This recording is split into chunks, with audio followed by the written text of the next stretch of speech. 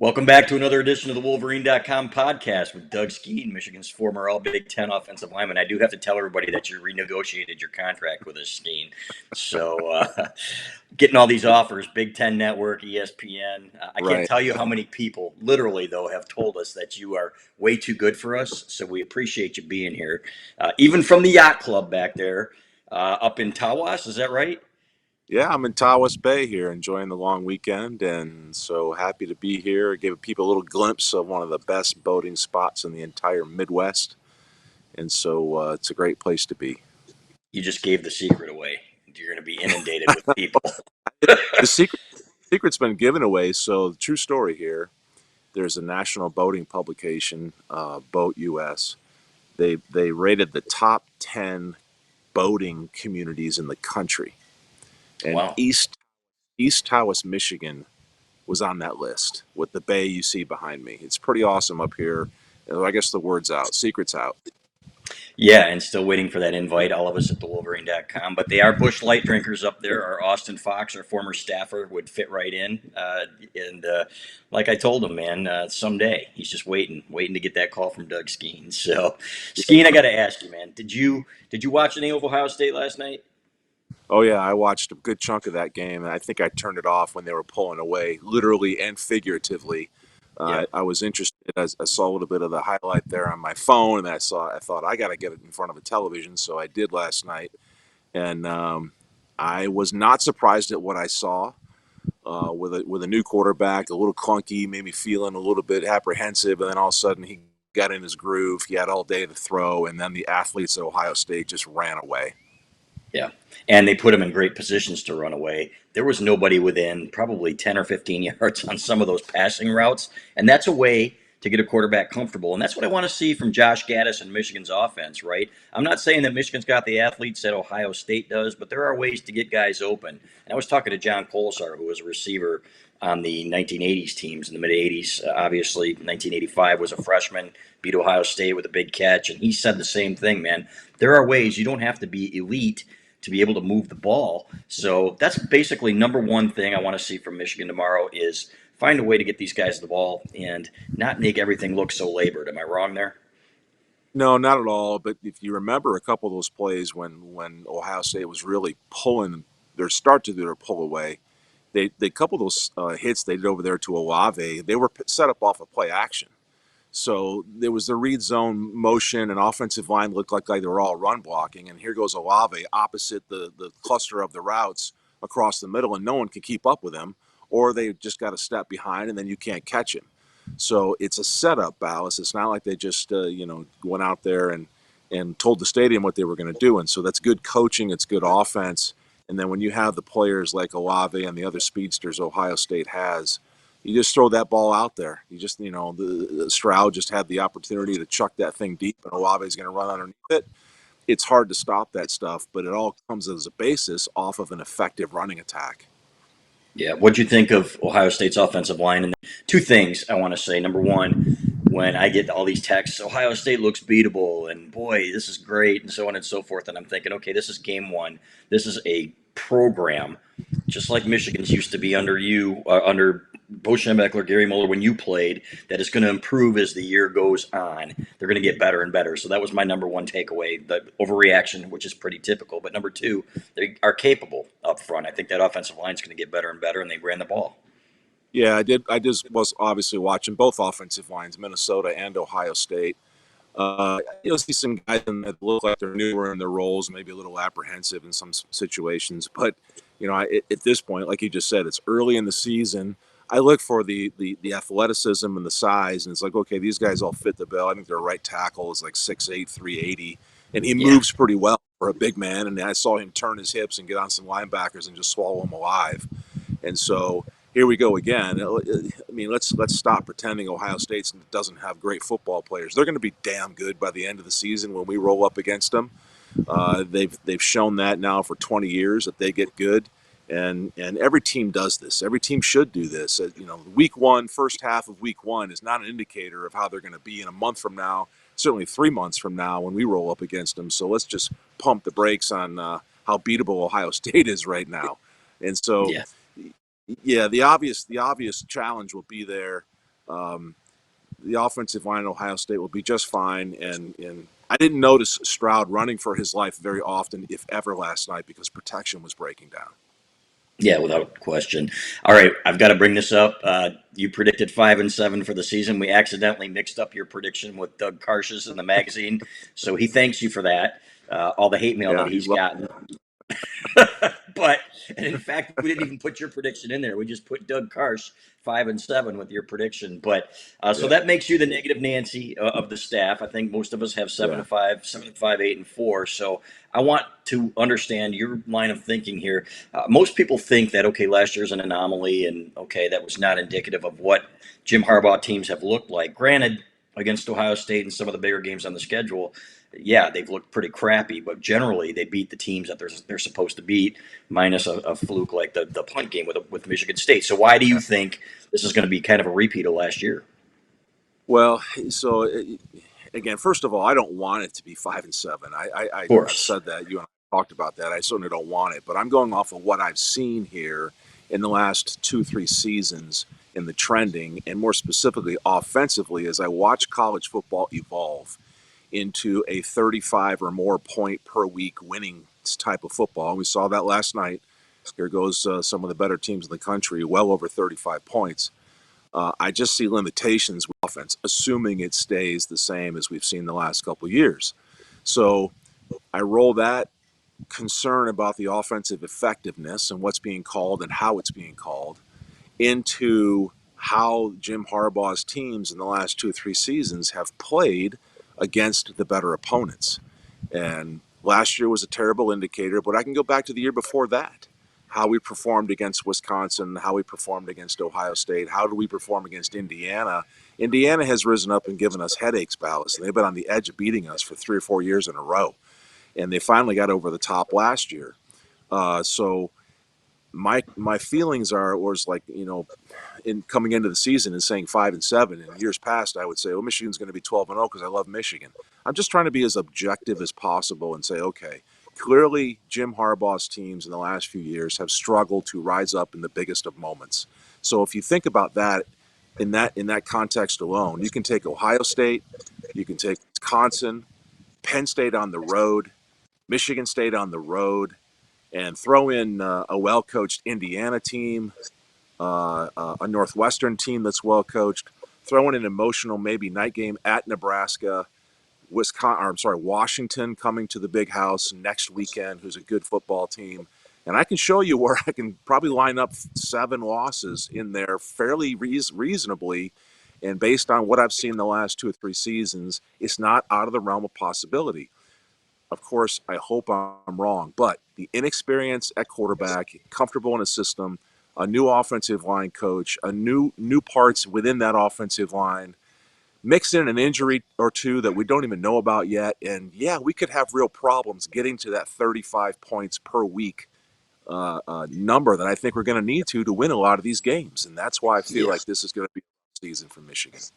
It sounds like these kids have really bought into what Mike McDonald's preaching, the new defensive coordinator. You've talked to Chris Hutchinson. I'm not going to ask you to share any secrets, things that he tells you. You guys are good friends, played together in the early 1990s. But it does seem that Aiden Hutchinson really seems to like his role in this defense and is very encouraged by what he's seen. I'm going to ask you about that. And then, of course, come back to the defensive line concerns because we've got guys up there that haven't played a lot of football that it still sounds like are getting pushed around a little bit in the trenches. If you can't stop the run in the Big Ten, it's like you said, you're going to have to score 35 points to win. Right anyway, because great offenses in this day and age are going to trump great defenses. We've seen that. Yeah, the way college football is set up, and so we'll watch it last night. You can watch it every weekend. College football is set up for massive scoring, offensive pass interference, or offensive pick routes, or illegal pick routes, or what we call on offense rub routes. Defenses call them flat out pick routes because it pisses them off. It never gets called in college football. It rarely gets called in college football, and there's no way to stop that at this point.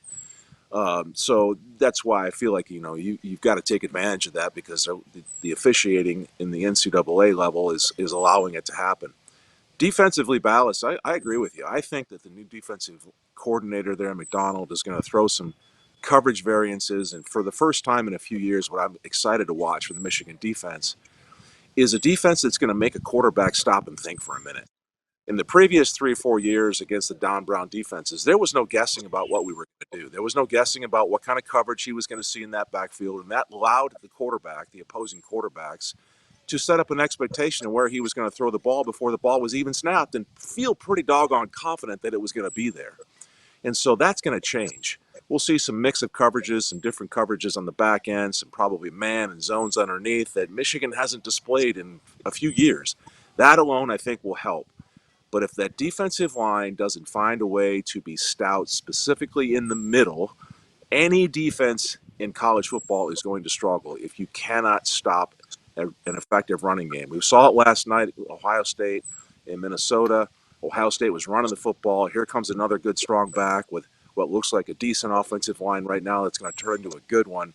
And so the fundamentals of football will not change this year, just as they have not changed in previous years. You have to be able to stop the run and make a quarterback win the game against you. If this defensive line at Michigan cannot do that and they cannot get after that quarterback, it's going to be a difficult season. The good news is with Hutch leading that group, he alone should be able to cause some problems for some defensive offensive linemen and get into that backfield and disrupt some things.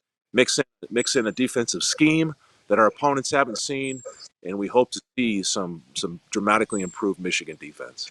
Yeah, me too. And I will say this about Don Brown: they won a lot of games because of his defense, and maybe not the Ohio State games, but you go back to some of those Penn State wins. They beat Iowa 10-3 a couple of years Yep. ago after they got skewered.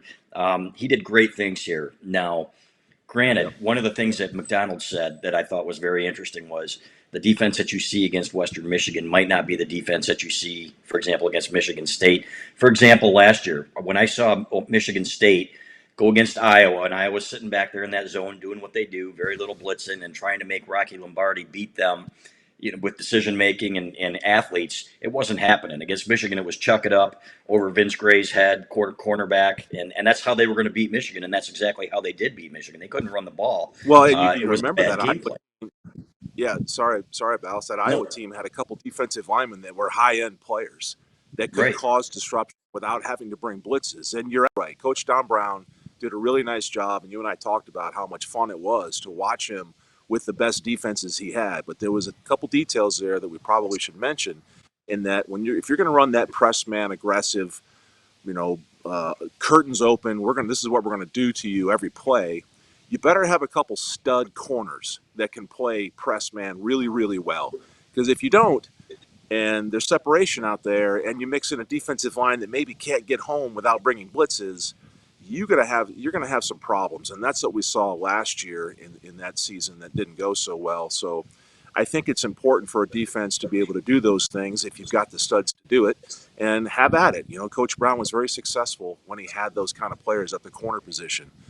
And so you got some younger guys in there a year ago and some inexperienced guys that aren't Jordan Lewis, and all of a sudden you don't have a curveball, and then the best of offensive coaches on the other side of the field are going to take advantage of you, and that's what we saw. So with Coach McDonald, hopefully there's some more curveballs in the toolkit here to throw at offenses and get them to slow down and allow a defense to maybe get home a little more often. Listening to Vince Gray talk, the cornerback, and he said he was elated. He said, "I love this defense. It fits me." And he threw a little shade at Don, to be honest with you. And he said, "Man, I'm not just out there impressed, man, being asked to be an athlete. Now I'm being put in Yeah, positions where I'm getting a little help here because let's be honest, he's yeah, not the fastest guy. I think he's a good, solid corner, especially as the number two corner. There's going to be a trio of them. DJ Turner and Jamon Green are the other two, but they're going to put them in favorable positions here where, okay, you're not going to be in an island all the time. You're not going to be running with a guy that's running a 4.4 value and scrambling for your life. So I think that's a good thing now. I want to talk a little bit about the offensive line. Obviously, there have been some pictures that surfaced this week with Chuck Filiaga at right guard, where a lot of people are thinking, okay, maybe Zach Zinter, maybe the rumblings are true, that maybe he's going to miss a game with an injury or something like that. So you got Chuck Filiaga at right guard. Two things on that. I get wanting to hype him up, and they have, saying, hey, he's been dominant and he's got the chance to be really good. But he hasn't played a whole lot at that position, number one. Number two, he's going to have to come a long way from last year to even be serviceable plus at that position. So how big a concern is that against even a Western team that's got some capable pass rushers? Well, I think it's a concern if we based on what we saw a year ago. But let's just throw an asterisk in there too, Ballas. And you and I talked about in that in our film breakdowns from last year. Chuck was asked to do things that just were damn near impossible to do. And I've said this several times. Schematically, you take a guy who's not good at certain things and ask him to do them, or ask him to do things that are just flat out nearly impossible for blocking angle points of view. It's not fair to Chuck or any other player that played in that offense last year when they just had really bad angles to try to get to their block. So I'm not going to absolutely kill the kid for things that I don't believe are his fault. At other times, we saw Chuck in last year's season just playing way too high, a little late off the ball, and getting pushed around. And every college guy goes through that to a degree, but you've got to fix that, and you got to fix it quickly. Otherwise, defenses are going to realize you might be the weak spot on that offensive line, and they're going to come at your gaps on either side of you with regularity. Now, the good news is that was last year. Chuck's a year older, another year of conditioning, another year of football experience, another year of confidence, we hope. The move from left guard to right guard is not a difficult one if you get the reps. So you got to go left-handed stance to right-handed stance. That can throw your balance off. And you just got to flip the switch in your head and everything goes a little bit opposite. But it's not as challenging as you might think, and that should not be a limitation. And he's been around the program long enough, been in this offense long enough that assignment-wise it shouldn't be a problem. For Chuck and any other of those newer linemen in there playing, the fundamentals stay the same.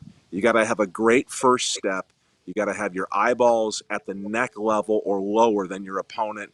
And you got to use your other set of eyeballs effectively, which is the eyeballs at the end of your arms, called hands, right? Offensive linemen have two sets, the ones in your head and the ones in the end of your arms. And you got to be able to use them effectively. Keep your shoulders up the field. Don't turn to the sidelines.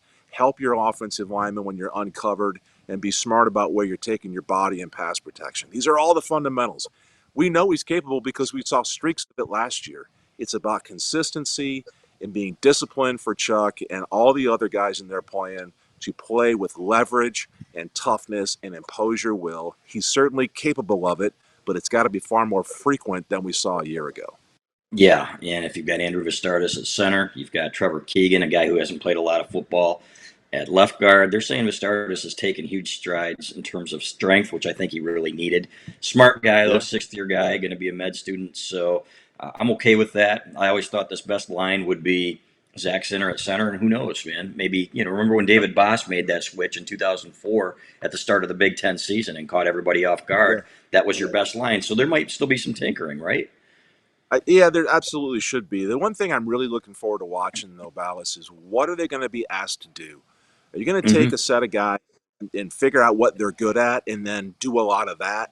Or are they going to ask these kids to stretch out to defensive linemen that are a full man removed with really bad blocking angles and really difficult challenges to ask them to go and complete? And again, that is not the fault of any player that gets in there. That's just dumb football. You and I talked about that. That's got to be fixed. They need the freedom to make calls in there on their own to help themselves and switch up some blocking assignments when a defense presents some problems. And we didn't see any of that the last 2 years. I didn't see any of it when we would watch film because I saw some things that just didn't make any sense blocking wise what they were trying to do. So there's some inexperience in there, yes. But as I always said, and you've heard me say it 100 times, it's a new season. There's opportunity. There's some excitement.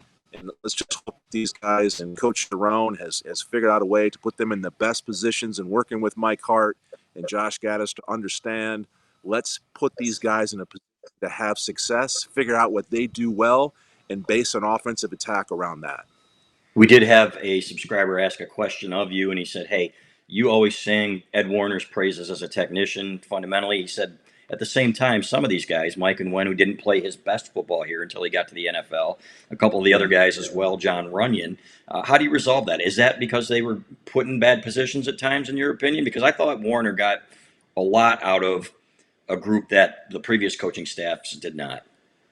Yeah, well, I still believe that absolutely, Mm-hmm. and Runyon Jr. and Big Mike and Wenu, you and I have talked about that, And so why these guys seem to go on and play their best in the NFL, that's a pretty broad question. There's more than just Yeah. one answer. I think a small part of that is what they were being asked to do, as I just chronicled with you. The Yep. other part is when you move from college to the NFL, and you're a mid round draft pick, you're not guaranteed to make any team, and so there is a level of urgency that overtakes you when you step on an NFL field. That if I don't play my absolute freaking best here, I'm out of here. I'm going to get cut, and someone else is going to take my job. And what we've seen at Michigan in the last few years under Jim Harbaugh is you can go out and play and make some mistakes, and yet you're still the starter. I'm speculating here, Balas, but a level of urgency in the NFL to make a team, it's not the same level of urgency at Michigan to stay on the team because you're not getting cut. You're not getting shown the door at the end of the day because they found somebody new to take your place in one afternoon like they do in the NFL. And so there's just too many variables to say why it is. I still believe, like I said, Ed Warner did a great job with that group of guys, taking them from a performance level that you and I chronicled with sacks and hits and tackles for losses and what I think were mental errors, and improved all those statistics dramatically. And so I'll always think that Ed Warner did a great job there. It's taken those guys to a next level, and here they all are playing really good football in the NFL. Yep. That's a testament to the player first for them getting better and the coach who helped them get there. And it's a little speculation because you did play in the NFL for 3 years, and you played under Bill Parcells. I heard him. Is that him loading the coolers on the boat in the background? No, that's actually that's Oh, the trash guy next door. I'm emptying the dumpster. Sorry about that. come on, man. I'm throwing you a bone here, So, as a softball. All right, last thing, man. Friday night before a game, you guys have gone through a whole camp. Bring back your memories of being in that hotel and just the nerves and the excitement of running out of the tunnel for the opener, man. Is there anything like it? No, I was sitting around. There's a campfire sitting over here to my right, and was sharing some stories of how exciting it is to play college football, and you'll never get that back. So I'm happy for the young men at Michigan to get to do this tomorrow and throughout the season, and all the guys that get to play this wonderful game that we love to watch. The Friday night, it's more of an excitement than there is a nervousness. And you've been working so hard. Remember now, Ballas. This process started in January. After the team comes together and they get going in their conditioning. And for this year's team, it started in December because the season ended early last year with a terrible ending as it was. So they've been working their tails off for months and months and months. And it's kind of like a Christmas Day thing, Christmas Eve. You're so excited about the following day to get out there and do what you know you can do and have fun with your teammates and go out there and win for Michigan. It's just a lot of excitement, a lot of guys walking with a pep in their step tonight as they go up to the campus inn and they stay the night up there and they'll watch a movie if they used to. We used to watch team movies on Friday night. You watch some action film, the guys blowing stuff up. We used to watch Rambo films and all kinds of, action crazy stuff. And that was a lot of fun. You throw a pillow on the floor. And those are just memories with a lot of funny stuff, Ballas, that I can't repeat here on a public podcast. But these are great. These moments, and these are the times that galvanize a team when they can have their time together and prepare a night before. And it's not all fun and games, obviously. That kind of tightens up tomorrow morning when they get up and get ready to go play. But tonight is a fun night for this team, and they deserve it because they've been working their butts off. Yeah, we'll tell him to throw in a Rambo movie. You drew first blood, not me. So we'll say Gene recommended this. Good old days, man. Back when action movies were action movies. So good Yeah, stuff, Skene. I right. appreciate your time as always. We'll check in with you on Sunday afterwards after we watch a little bit of the film. I'll let you get back to Bill on the boat. And is it called Tawas Bay Yacht Club or what's it called? Tawas Bay Yacht Club. That's where I'm at, Awesome. and you see Tawas Bay behind me. And it's going to be a great weekend, and hopefully across the state. I'm going to watch the Spartans play tonight against Northwestern, and we'll see how they look in Northwestern because obviously you have both of those guys on the schedule. So it's exciting that college football is back. I'm going to watch enough and then maybe get out here on this lake behind me if the weather gets good enough. If not, then we'll just sit at the dock here, Ballas, and have a beverage or two. Yeah, the Bush Light will be flowing at the Tawas Bay Yacht Club. Skene, I appreciate it, man. We will talk to you soon and talk to you on Sunday. All right, go blue.